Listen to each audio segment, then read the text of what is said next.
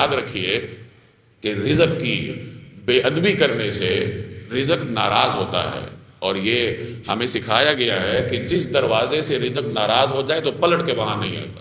یعنی اگر آپ رزق کی بے حرمتی کریں گے اور اس کی ناقدری کریں گے تو اللہ کی دی ہوئی نعمت ہے، اللہ لے لے گا واپس، اور اس ناقدری کی وجہ سے پھر انسان کے رزق میں تنگی ہو جاتی۔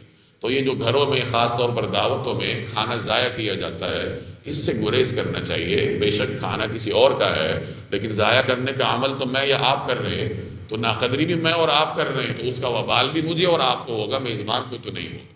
تو یہ کھانے کے آداب ہیں جو جناب رسول اللہ صلی اللہ علیہ وسلم نے ہمیں سکھائے ہیں۔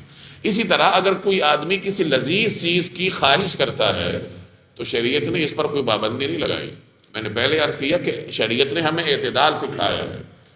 اب ایسا بھی نہیں کہ آدمی کھانے کے پیچھے ہی پڑا رہے، ہر وقت اس کے دل و دماغ پر کھانا سوار ہو، یہ بھی ناپسندیدہ ہے۔